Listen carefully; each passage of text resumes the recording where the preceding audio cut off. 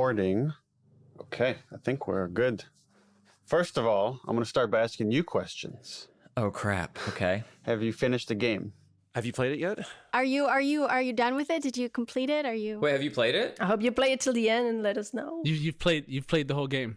I finished it last night, or like 2 a.m. Oh, you did? So I probably should have left that. I clocked a little under 30, I think, when all was said and told. Yeah. And what are your thoughts? I mean, this is just where it just sounds like a fanboy. It's incredible. But overall, you liked it. That's an understatement, my friend. Okay, that's good. It was incredible. Absolutely. I can't believe it was a PlayStation 4 game. Like, I don't know what you all did. Every moment I was like, well, this is a beautiful game. And then I get to a new set piece in a new area and I'd be like, this is a beautiful game. Like, I couldn't. The amount of times I played around in photo mode too before realizing I should let a professional do it.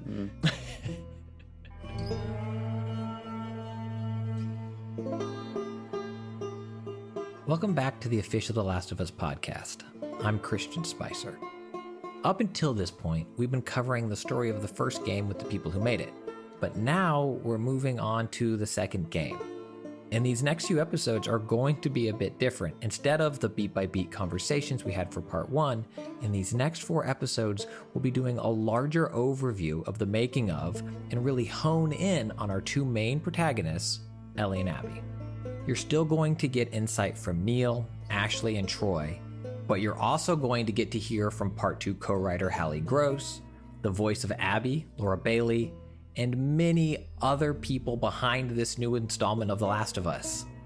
The game's been out for a few weeks now, so we've all had a chance to play it, but please know there are going to be spoilers in these discussions. Proceed at your own risk.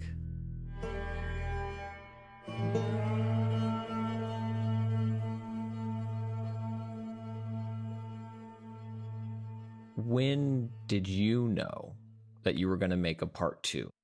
Yeah, there isn't like this one moment necessarily. Like, as we're making the first game, where we haven't even finished the first game, you start like really understanding these characters and who they are and what makes them tick, and you can't help but think about their lives outside of that story, whether it's before or after. And like, in my mind, Joel's arc was pretty much done. I didn't know where else to take that character, but with Ellie, it felt, at least at the time, like it's going to be ripe for all these other stories. And then we finished production. We already had like an outline for Left Behind.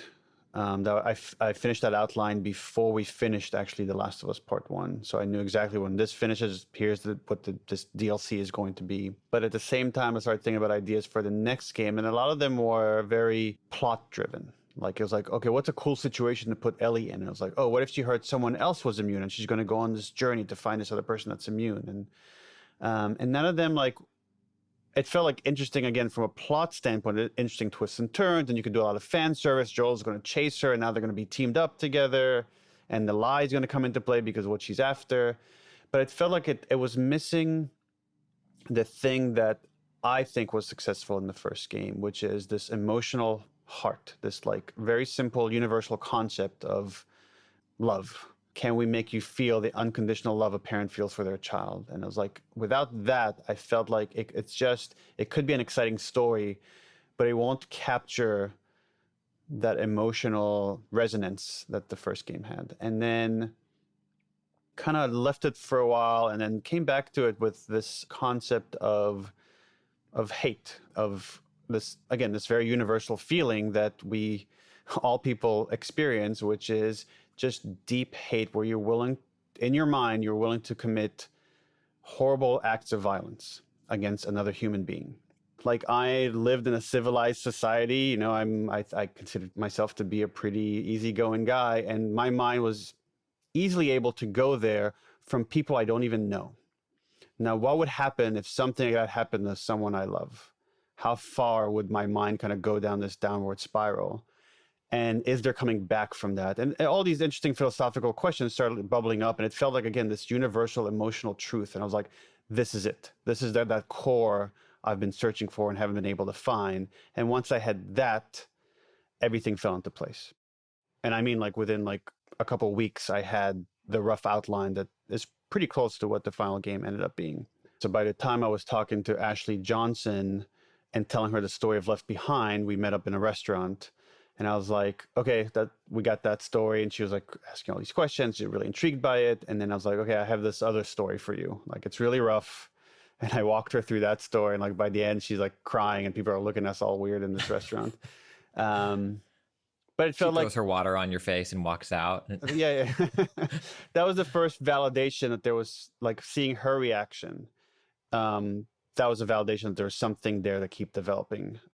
There was a part of me that was thinking going in, maybe call me cynical as well, just like, I'm sure this will be great, but you know, like it can't live up to it. There's no way. And then as the chapters or, you know, the moments clicked away, it's just, it's stunning. And the best way I can compare it, and I don't mean this to sound just full of hyperbole, but it's kind of like, I have two kids. I love them both completely. I don't have a favorite. Like they both bring something new to the table. And I think for me, the magic of the story of part two is that it brings something new to the table. It's not the expected sequel. It's not safe. It's challenging. I found myself not liking what was happening. I found myself questioning why these characters are in these situations and what I would do if I were them. And I found myself needing to put the controller down and walk away, only 2 moments later be like, I gotta get back to this. I gotta see. And I think what struck for me was that it is through this generation now that this is the world they know. This violence, this perpetual fear. The old world never existed for them. While in part one, with Joel as the main protagonist, I kept seeing the world through what was lost. And now there's this whole group of young adults who never knew that, and seeing their world and their life was very powerful for me. What's up with all these posters? It's a bunch of comics. Wait, what was happening here? A gathering for people who were really into this stuff. Like you, basically. We were born in the wrong time, man. First of all, thank you. Those are very nice thoughts. Your analogy to having two kids is great. I wish I had that at the beginning of production to describe it to the team. I don't know if there was ever a conscious decision, actually, to say, okay, now we're just going to view the world through people that have never experienced our world. It just kind of happened. The reason also we went with like late teens, early 20s, it's like people in that age feel invincible. And they feel righteous, and they feel like they understand how the world works. And it's a maturation plot, like Ellie and Abby and all these people evolve through these horrible acts.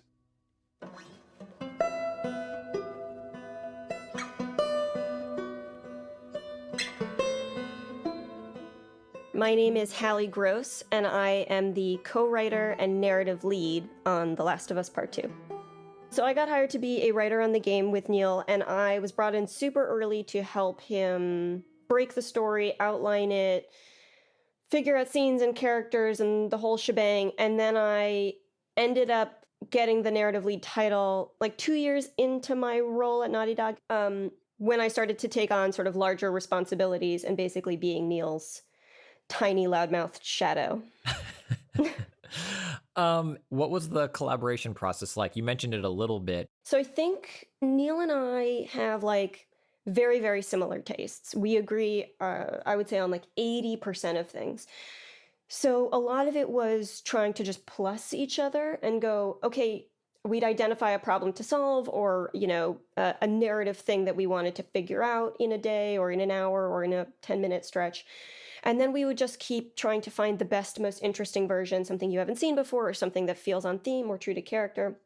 And there was very little ego about it. It was just whoever's idea we both thought was best, that would be the one that ended up on the card. And then, you know, when we opened that conversation up to more people in the studio, there was also the like, okay, we're going to try and sell you on this idea and pitch you on this idea. But a lot of great ideas came from designers and artists, and it was very much about like opening the circle up progressively, bringing in cooler ideas, better ideas, ideas that worked more with the fact that we were making a game, not a movie or a TV show, mechanics that wanted to get involved, scenes or settings that wanted to get explored, and building it holistically. So mostly, yeah, I think Neil and I started out relatively polite with each other, but by the end, it's just us yelling at each other that the other one is stupid, but still going, okay, but that was a good idea. Fine. So what was that transition then like from traditional screenplay writing to game writing, and kind of what was that like for you? Well, there's a couple different facets to get into, but I'd say just on the writing front, initially it was very, very similar. I have come up in rooms and breaking stuff collaboratively. So when I walked in, Neil had these big tentpole kind of ideas of the story, some of which have radically changed. And so my job was that connective tissue and helping him sort of find the vision that he wanted. So I just carted stuff up on a board. We started pitching ideas to each other, throwing things out, trying things on. And so all of that felt really similar to writing a 10-episode season of television. It started to get different when we broke it out, we didn't think about gameplay versus cinematic beats or narrative beats. We just said, what's the story arc? And obviously you have to keep in mind, like, okay, we've got to figure out how to have a lot of enemies that you kill, but we weren't thinking in terms of gameplay. So then once he and I had shapes that we felt were like close, we would bring in some designers. My name is Kurt Margenau. I'm a co-game director on Last of Us Part II. My name is Anthony Newman, and I am the co-game director on The Last of Us Part II. I'm curious if we could step back a little bit, and if you could just talk a little bit about what, and maybe specifically at Naughty Dog, or more generally if you'd like, but what game directing is, and what that role is, and what you do in it. Yeah, that's definitely one that is going to be different for every studio. I guess on the highest level, the way that I would describe what a game director does is like to oversee and be like the final approval or overseer of like the gameplay of the game. And I guess specifically really helping and driving how the narrative is integrated into gameplay. Like I found my job at the end of the game, or for most of the game really, to exist for people to ask questions to. What was the biggest challenge that you remember that you faced in directing on Last of Us 2, aside trying to work with Anthony, which I hear is just, really... that was a challenge, like finding those roles, having two people share that role, which is a first for Naughty Dog. Working with Kurt was really interesting, and Kurt I call Kurt the godfather of script because so many of our methodologies or our best practices, what we teach new scripters to do, were things that he discovered via trial and error on Uncharted 2. And those kind of best practices have, lasted us these 10 some years. And it's, to me, I think one of the things that really makes Naughty Dog games stand out, and like how we're able to handle player interactions gracefully and stuff, and that like Naughty Dog attention to detail that everybody talks about, so much of that comes from the fact that we have this very flexible scripting language. And if someone sees something that they don't like or want to improve upon, we can make those kind of atomic improvements. So much of that lineage, I think, comes from Kurt's work on Uncharted 2. And we kind of have this kinship of that early history together. I don't know how many hours I was into it, but at least a couple before I saw the run to jump to prone animation, where instead of going to crouch first, then prone. And I don't know if that literally saved my character's life a few times after I found it, but I loved it. I'd be booking it towards tall grass, and I would just do that dive into prone, and it was so satisfying. And like this is where I'm just like a fanboy now for a little bit. The little touches, the moments of like, so I'm Ellie and I do that, and then I'm going to draw out my bow, because I don't want to give away this position I just kind of fought to find. And the way she then rolls over to pull it, like it feels very real. And even in those moments of, it's a gameplay mechanic change of I'm in this position of hiding to now I need to be armed for combat, it still felt like a moment that was how it would happen. And I'm curious how you all kind of balanced that or made those decisions to, what is real breaking glass, I'm going to, use my elbow if I have it, or the butt of my gun, or roll over or reload is a different animation.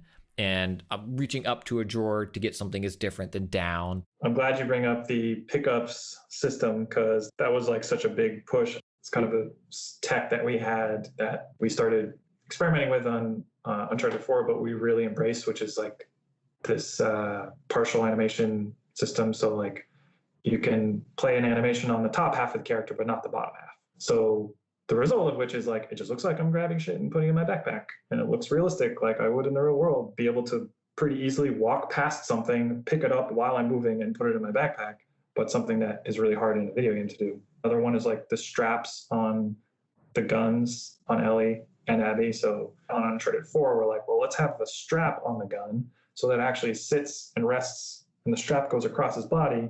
And when he pulls the gun out, the strap hangs and dangles with physics. It's like, well, we did it for Uncharted 4, so why not? We'll bring that over into Last of Us. Well, now you did manual rope recoil also. So if we ever go back to Nate throwing a rope, I'm not gonna. He's got to wind it back up. Even if I throw it halfway through my rewind, you keep setting the bar higher for yourself.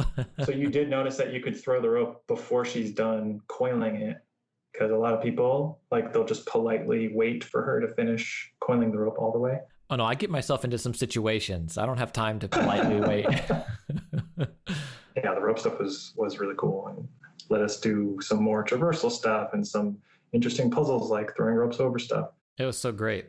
Breaking the glass, throwing the rope through, just so fun. It just felt so good. The breaking glass was such a big win for us, like for how technically difficult it was, and to like how many different ways we were able to integrate that with level design.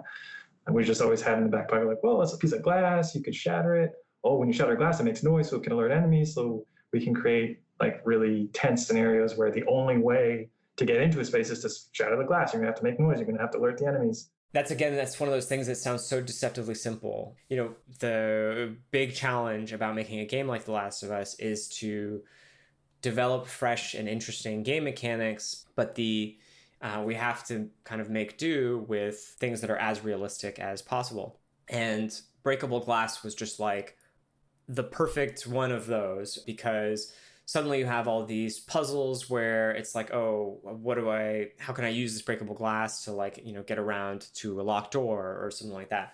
You can put pickups behind breakable glass, and resources, and the player has to hit the glass in order to get the resources behind them. But hitting that glass makes a noise, which could attract enemies. So when an enemy takes cover behind a pane of glass and they want to shoot at you, they'll take cover there, and then they'll quickly stand up and break it with their elbow before they start aiming at you. So it's just like another way for different systems in the game to interact with each other.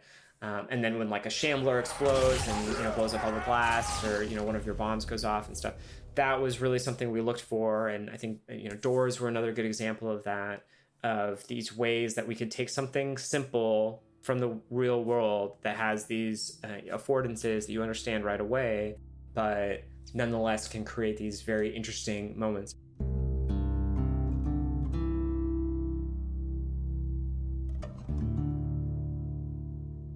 For me, day one, like on the first, I'm trying to remember just the first time I heard the idea of Joel is going to die early in the game and he's going to be killed by someone that was affected by what Joel had done. I think even originally it wasn't even the doctor from the first game. It was like a little section of something between that 20-year gap in Last of Us 1, where like Tommy and Joel were smugglers and they were doing fucked up shit, and that they killed someone, and then this person came back, and that was going to be the playable like opening of the game, was that thing where he kills them.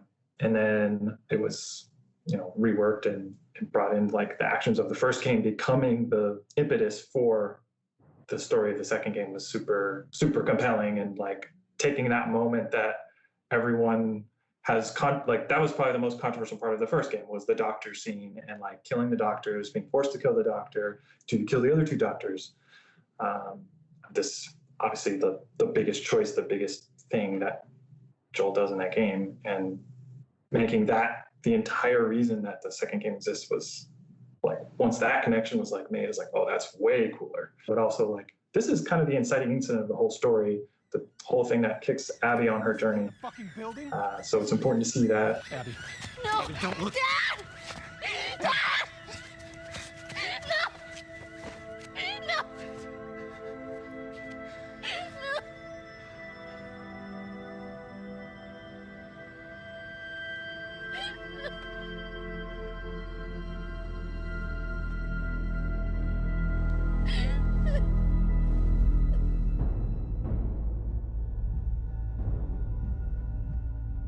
Neil and others have described this as maybe Naughty Dog's most divisive. So you're not only coming into The Last of Us, this game that means so much to so many people, you're also putting them through the ringer on it. It's not the safe expected sequel if there was one.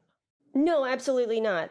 You know, when Neil pitched me what he had 4 years ago, he had "And Then We Kill Joel" right out the gate. And that actually was one of the things that really excited me about it. I was like, whoa, that's such a ballsy, brave turn. And then there's so much frontier to explore.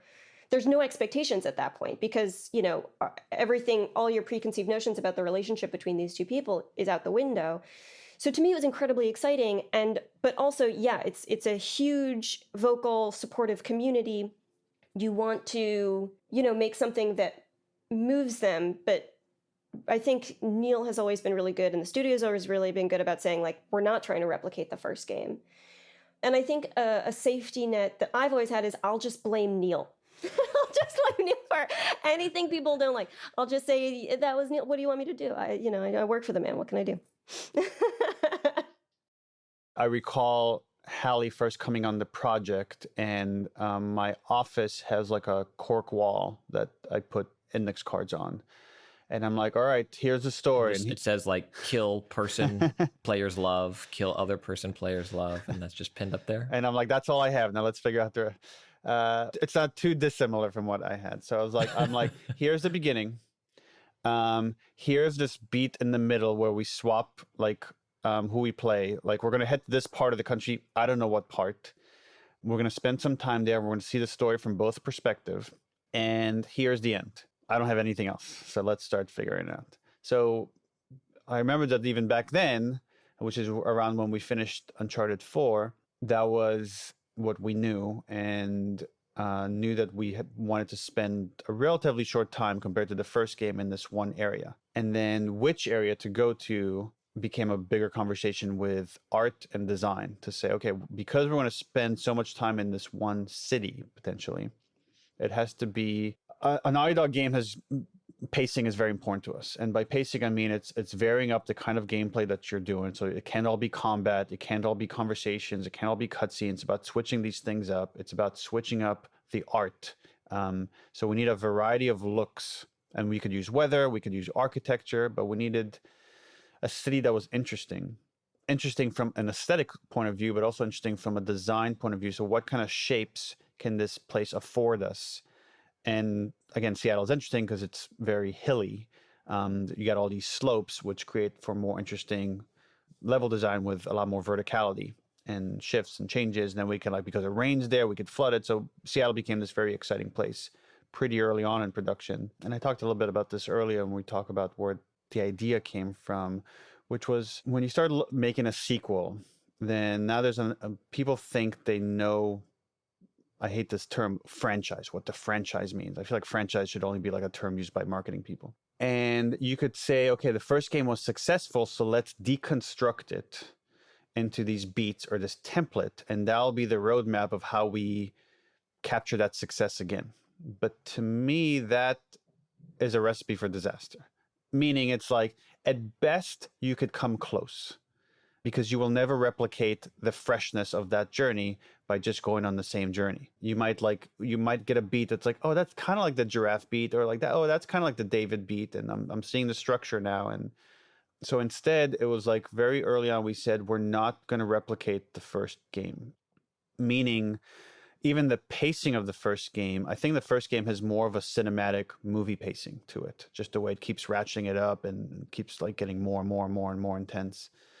With this game, I wanted to have more of like a good novel, that you get lost in, that there's going to be moments of like rest where things don't have to keep ratcheting it up, because we're going to have those moments as well. And that's where I had the idea of like the farm sequence very early on. I was like, I wanted to just have, what is it like to just live in this world without combat? And how can we make you experience that on the stick? So knowing we have those moments, knowing that, for example, one of the parts from the first game that people talk about all the time is the opening. How like people have said like, oh, that's one of the best video game opening ever. And I was like, okay, we're not going to try to replicate that. There's no way we're trying to like top that. We got to do something different. And it's very purposeful to have like the opening, you know, it's just you riding a horse with Joel, and it's calm, and it's just giving you a sense of the world, and it's Joel gifting Ellie this guitar, and we spend like a few minutes just him playing a song. Some folks call this thing here a guitar. Funny.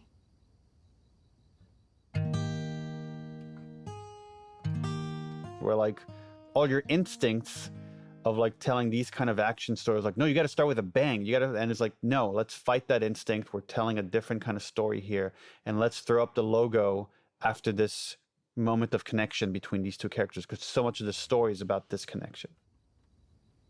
Well, that didn't suck. She's yours. No. No. I don't know the first thing about this. I promised that I'd teach you how to play. You did.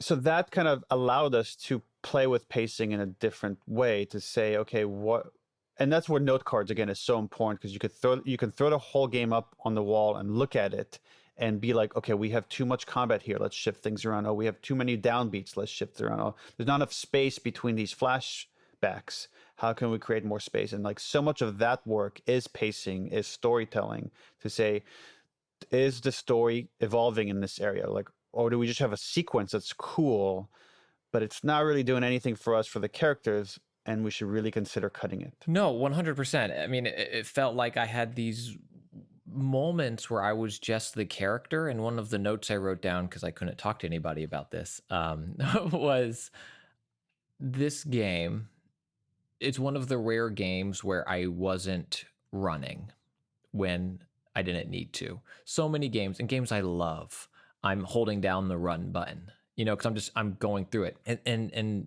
my play of part 2, I rarely, if ever, did that. I think the time I can remember running, but not because I was impatient or trying to get to the next beat. I felt like that's what the character would have done, is when Ellie came back to the farm with the rabbit, and I see the horse out front, and Tommy's horse.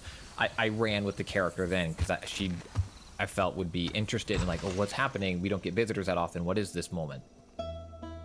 But for the most part, I was in the world, taking in these moments of exploration and wonder and experiencing these things.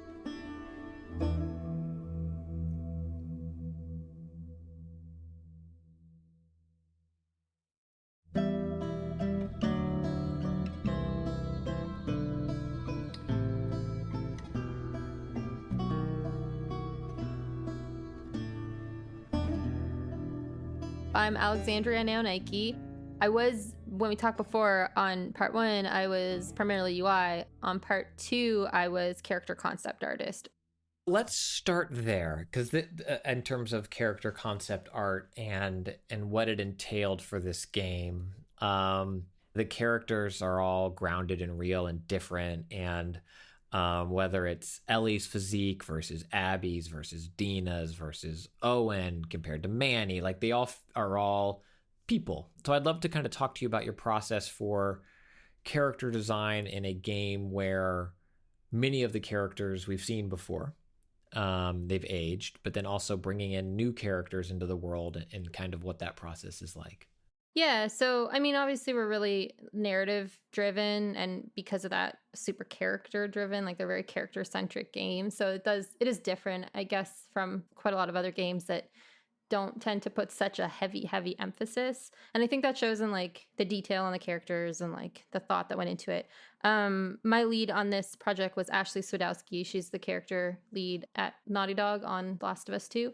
And she really had like this very clear vision right from the very beginning, working with John Sweeney, the art director, of like kind of how we wanted these characters to move through the story and to be influenced by the story. Everything from their costuming, like the colors of their costuming, the patterns that were on certain shirts, down to like how much blood they collect over the span of like the time spent in Seattle, for instance, with Ellie. Like we would go into super specific detail on like, she got this cut at this time.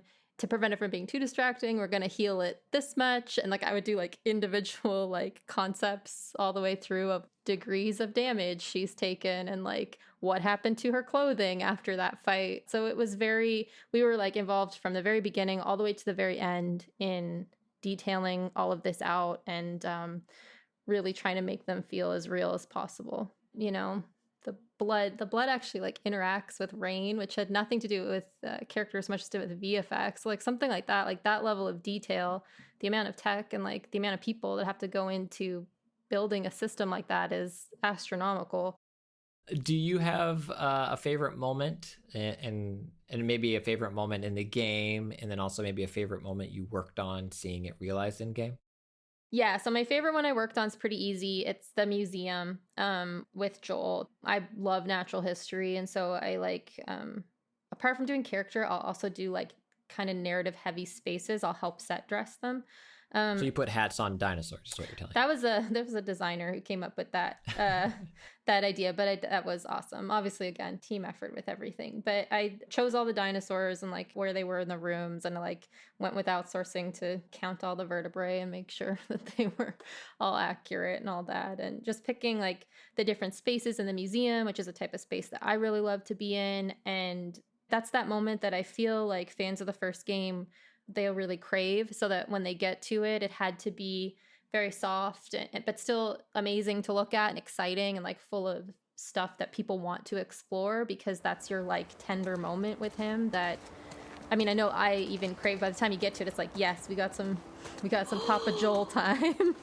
Did you know this was here? Oh, you don't like it. We can head back. Oh, shut up.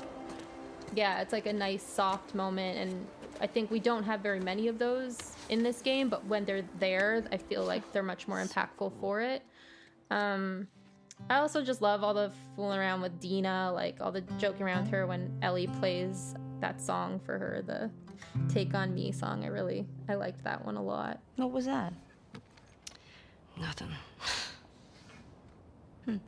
Well, nothing sure sounds nice.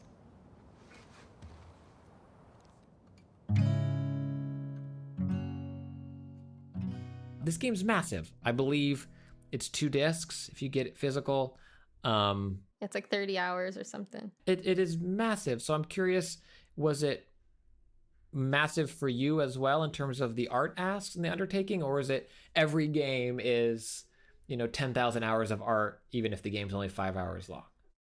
No, this was huge. This game was so big for all of us and felt very overwhelming. And to talk a little bit about some of the struggles people had, it's one of the things that I heard a lot is so many concerns. It was just too long. Like we had too much to do, and it didn't feel like we were going to be able to hit the mark and get the quality that we wanted at different points in the project, where it was like, oh my God, this is so overwhelming. Like, I forget, Ashley told me how many costume changes Ellie has. I think it's a number that's wild. It was like 15 or something like that through the whole thing, because like anything you change, like when you put the little jacket on her in Seattle when it rains, where she like puts her hood up, which is a detail that I really love. I love that they got that in.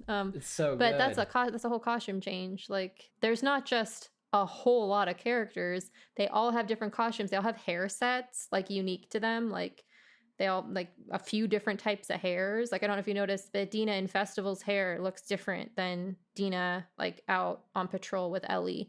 Not on patrol, but when she goes to Seattle with Ellie. That's a completely different thing. Abby's got wet hair, or they all have wet hair versus dry hair for when it rains, when they get in the water, all that stuff. So it's just like, as I sit here and talk about it, I'm sweating. I mean, it's really hot here today. It's like 90, but I'm just sweating thinking of like, wow, that was so much work. And it, for us, like at this time, it only just kind of like we're in the ramp down now from it being fully final. And we're in that stage of it where it's just like, you kind of sit back and you're like, oh my God, how did we do that? Like, because other people be like, how did you do that? And I'm like, I don't know. Like, I'm curious if, in whether it's personal experience or I was on the team, kind of talking about how Abby and Ellie are both similar and how they're both different. These are two women that are kind of about the same age bracket.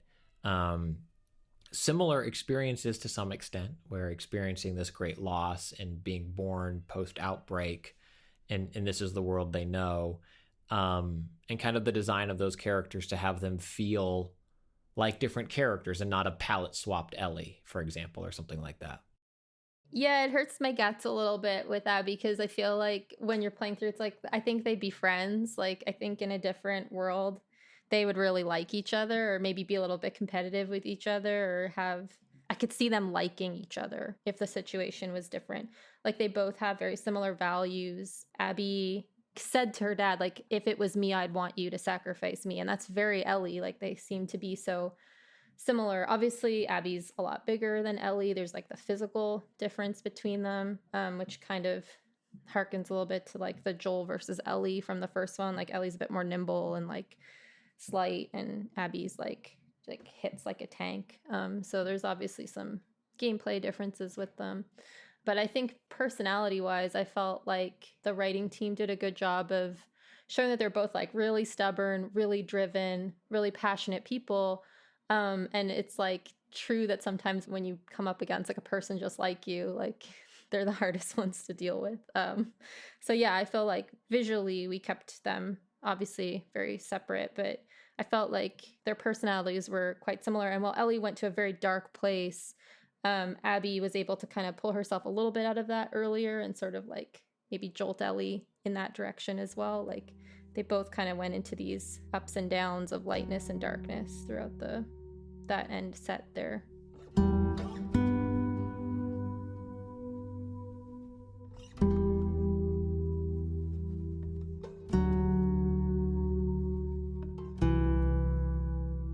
You've written some very nuanced, deep characters who are not afraid to be violent, women who are not afraid to be violent, which, you know, even today, I would say 5 years ago, 10 years ago, very different in terms of how we accepted that as a society. And now we're seeing more of it, not enough, but more of it. But I'm curious what that's like for you as a creator to write these characters that aren't afraid to let an axe fly. You know, I love writing violent characters. I started out writing comedy, but I got into film and television professionally on writing action. I think there's something incredibly interesting to how base it is, how it is this language for people who maybe don't know how to use their words. You know, it is a language for people who have not necessarily been able to develop super mature ways of communicating in the world and addressing their feelings. And I think we're all guilty of, like, you know, the amount of iPhones I threw in my 20s into walls, you know, is really real because I didn't know how to self-soothe or whatever. I love examining violence because I think it is the epitome of survival and like the desperation of survival and this feeling of such disenfranchisement. Like, if someone's throwing a punch or throwing an axe, because they probably fucking need to. And if they don't, that's also a really interesting conversation as well.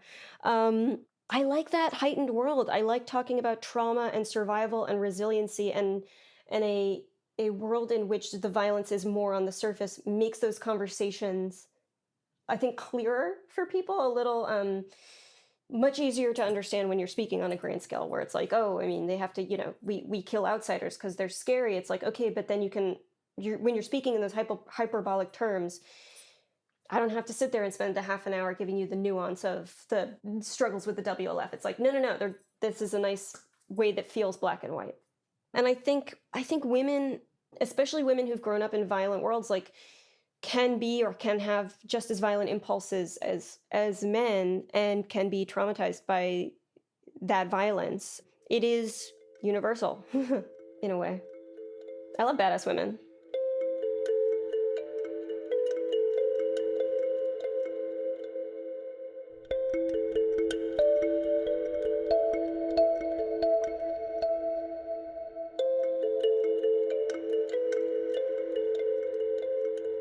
My name is Almudena Soria, and I'm co-lead animator at Naughty Dog. This time around, I'm now a co-lead, so my time is more spent on the supervisory type of things. So we redid all the locomotion system, and we based it on motion matching, which is a technique that was used before, but we made it our own. So we took all those concepts and we developed our own system that is actually very, very complex and only a few people at the studio understand. So that was a massive challenge. And I'm very proud of what the team achieved, like how everyone came together and managed to make a great game that is responsive, that looks grounded, that has weight, and being able to do that not just with humans, not just with Ellie, but with enemies, with dogs, and with horses. We motion capture horses and dogs, which was as well like something we've never done before. So this game, part 2, is full of new things we've just taken on. And we knew the game was going to be big, but when we were finishing, or even towards the middle, we were like, this is bigger than big. This is just big and huge. And I don't think there's a word to describe that. I'd love to talk about like the animations of what I've kind of internally been calling in my head the Ren and Stimpy moments, which I don't know if you watched that cartoon, where in Ren and Stimpy, there'd be like the wide shot and then they'd cut in for the close thing and it'd be like very detailed of, you know, usually a grotesque thing in Ren and Stimpy. And in Last of Us Part 2, it's stunning. At all times, it's stunning. But those scenes when we see their fingers playing guitar on the frets, on the strings, I mean, mind-blowing.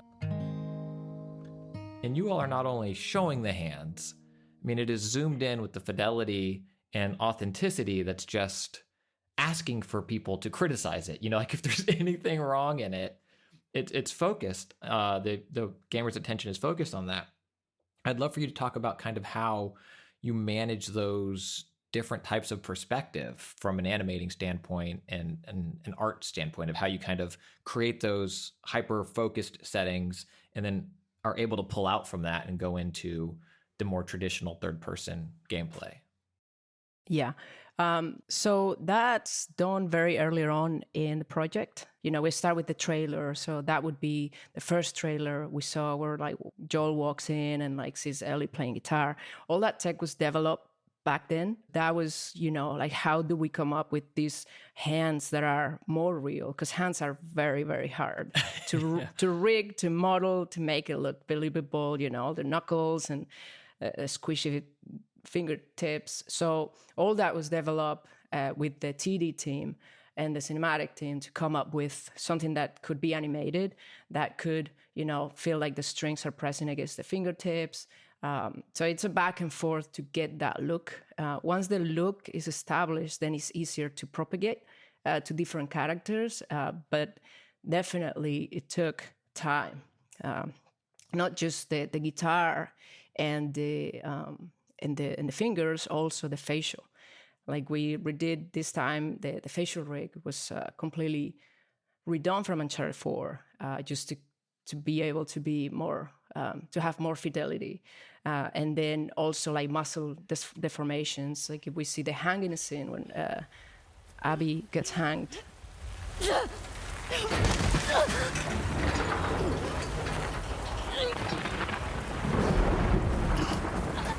Like we see like the veins and the face getting red. So it's like that's very hard to do. But that grounds the player into believe that it's in this world and everything has consequences and feels what the players are feeling, getting red, eyes bulge. So it's all a collaboration, TDs, Neil's vision, cinematic team, and then feedback from the whole studio, effects, shaders, character artists. So it's not just animation, it's all the departments together. Part 1 certainly had its memorable animal moments. The giraffe and monkeys, I think, jump out for a lot of people. And I'm curious what the process was for Part 2 to make them a bigger part of the game, certainly with the horse and dogs. And I'm curious what that experience was like and how you brought that greater realism to the game and to those types of creatures or animals. It all comes back to being a hero character, the horse and the dogs. So we thought we need to motion capture this to bring up to the realism. So we went that route, and that was challenging, but it was super fun. It was really interesting what the limitations are, having a smaller space, you couldn't get to full screen, so we had to make some tweaks to make that happen, So we motion capture, but we also have a very talented animation team that takes that data and needs so much adjustments. And it gets complex and more complex with animals.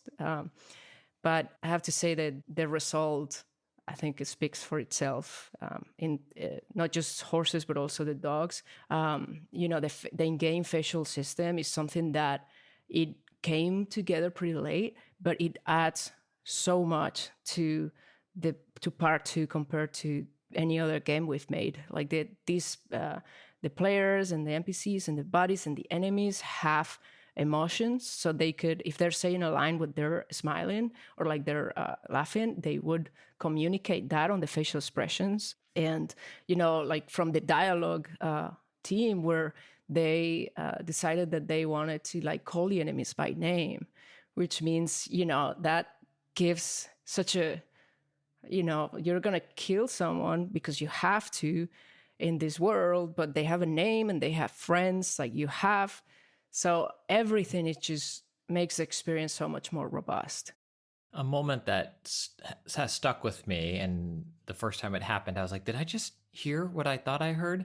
And I was out getting my revenge, and I got my revenge on an individual, and then someone else yelled out, like, they killed Sarah. And I was like, oh, I did kill Sarah. These are people. They're not just not idle animating things that you go and take out. It's like they have a life. And even, Soldier 114, now I know is Sarah. She has someone that she cares about and that cares about her. And I killed her. Brooke? God damn it, where are you? Amir? You with me? Come on. Someone took out Amir! Someone's out there! Spread out! It's incredible. It's emotionally traumatizing, but in all the right ways. And there's a theme that I feel kind of runs through it of revenge, certainly, and violence, the cycle of violence. But I also feel like I keep hearing versions of you got to find something to fight for. You got to have a reason to fight. And I think in game, the way I've kind of interpreted that is you have to have a reason to live. But I also think characters in this brutal world take it literally and fight. Like they are fighting. And I'm left with the feeling of, is any of that worth it? Is any of it worth it? And I don't know if I have an answer, which makes all those difficult moments prior to that more difficult. To me, that's what the games are about. At least the games we make, they're meant to mean something. Like if you end up playing a game and then you finish it and then there's no emotion or there's no investment, there's no care about anything, then it's to me, I wouldn't be satisfied. So if I'm playing a game and it evokes these reactions, It's when like your brain start working, you want to play it, you want to keep playing to see what happens, whether it's right or wrong. You're living this journey with, in this case, with Ellie. You're living this journey with these characters, and that's what you're going through. Is this there has to be conflict at some point. But we give the stealth tools to be able to avoid and make your own decisions. And like, if you don't want to do it, maybe you don't have to. Maybe you can really, really find ways around those difficult moments. And I understand that we try to give every character a purpose, even when we have these crowd sequences or like these populated areas. Those are so hard because it's like, okay, how do we populate this with this amount of people that they are having a purpose in this world? And believe me, that is not an easy thing. But we want the players that play that is, yeah, you're here. And all these people, maybe they're the people you fought before.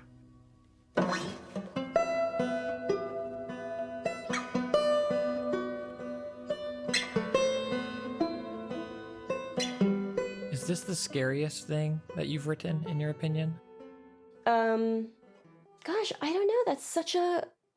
I think everything you write should be scary for you to write. I think writers have a responsibility to write what scares them because it is historically the most honest and usually the things people are most hungry to hear and see and relate to. Shame dies in the light, right? Like we all want to feel seen, and if you're not saying something that feels vulnerable, I don't know, what are you doing? So yeah, I think this is scary. I don't know if it's the scariest. I think everything I work on is super scary. There's a lot of me in this. There's a lot of me in Ellie, in Abby, in Dina, in Lev. Those are my main homies. And some of those things were sort of, you know, writing about trauma can be scary to write. You're putting it on the page, but you think about like 17-year-old me or the 17-year-olds that are out there now, and you're like, look, I want to give you an example of, you know, life can be hard, but you can pick yourself back up and you're not going to be the same person you were before. But you can be somebody cool and interesting, and you can enrich other people's lives, and you can have a beautiful life for yourself, and you can grow. And so, I don't know, writers should always write shit that scares them. That's my thesis. I'm now playing the game again and looking at different parts and playing with photo mode. It's like, how fucking lucky am I, right? Like, how lucky that I have this job and I get to work with all these talented people, and like I get to even do this podcast and talk to you in depth about what we're trying to achieve, and that people care about what we make. It's pretty incredible. And like, as disheartening and as some of these leaks have been, right, that negative feeling doesn't come close to the positive of like what it was like to go on this journey to make this game and come out on the other side and make something that we're so incredibly proud of. Nothing can take that away. Next time on the official The Last of Us podcast. Happy birthday, kiddo. Again, I would do it all over again. I love this game so much, and I love this character, and after 8 years of playing this character, I'll go anywhere with her.